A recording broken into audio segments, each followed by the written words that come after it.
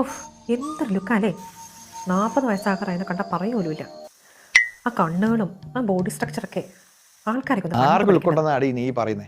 ഈ സിനിമാക്കാരുടെ കാര്യമാണോ? ഫുൾ തട്ടിപ്പാണ്. രാവിലെ മുതൽ രാത്രി വരെ ആ ജിമ്മിൽ പോയി കിടന്നുറങ്ങി പിന്നെ കണ്ട പ്രോട്ടീൻ ഷേക്കൊക്കെ അടിച്ച് കയറ്റി ഉണ്ടാക്കുന്ന വെറും വയറല്ലേ അതൊക്കെ? സ്വന്തം അധ്വാനം കൊണ്ട് ഉണ്ടാക്കുന്ന വയറ് വല്ലോ ആണോ അത്?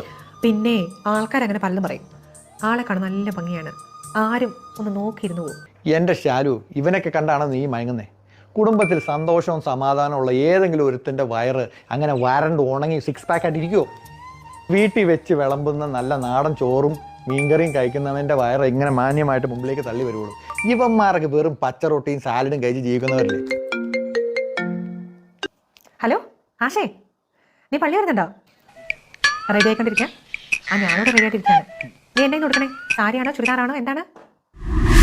നീ ഇത് എവിടെ പോയി കിടക്കായിരുന്നുടാ? ഞാൻ എത്ര നേരമായി നോക്കിയിരിക്കുന്നു.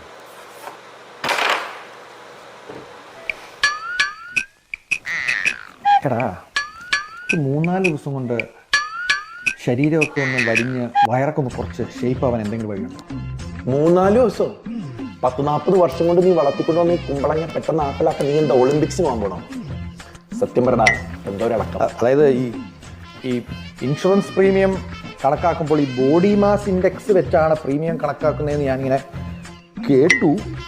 അപ്പോൾ അതിങ്ങനെ കുറയ്ക്കാലോ, പ്രീമിയം കുറയ്ക്കാലോ എന്ന് ഓർത്ത് ഞാനിങ്ങനെ ചോദിച്ചതാണ്. എൻ്റെ അമ്മോ, ഈ വെള്ളക്കാരുടെ ഓരോരോ നിയമങ്ങളെ.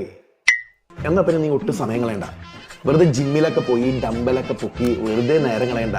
ഇതിന് പറ്റിയ സാധനം എൻ്റെ കയ്യിലുണ്ട്. ഹിമാലയൻ ഋഷിമാർ മാത്രം ഉപയോഗിക്കുന്ന ഒരു യോഗാസനം, അഗ്നിപർവ്വതോ? എടാ, എനിക്ക് പണ്ടേ നടുവിനൊരു പ്രശ്നമുള്ളതാ. എടാ, ഇതൊരു പെൻസിൽ ചെത്തുന്ന പോലെ നിസ്സാര കാര്യമാണ്. നമ്മളൊരു പോസിൽ ഇതിങ്ങനെ ഇങ്ങോട്ട് നിന്നാലുണ്ടല്ലോ, ശരീരത്തിലെ കൊഴുപ്പൊക്കെ മെഴുകുരുകുന്നത് പോലെ ഇങ്ങോട്ട് ഒഴുകിപ്പോവും. നീ ധൈര്യമായിട്ട് നിൽക്ക്.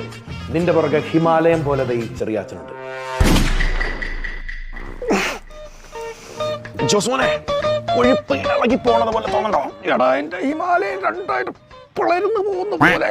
അതൊക്കെ നമുക്ക് ഇൻഷുറൻസുകാരുടെ മുമ്പിൽ തല ഉയർത്തി നിൽക്കണ്ടേ? നിന്നെ കൊണ്ട് പറ്റും.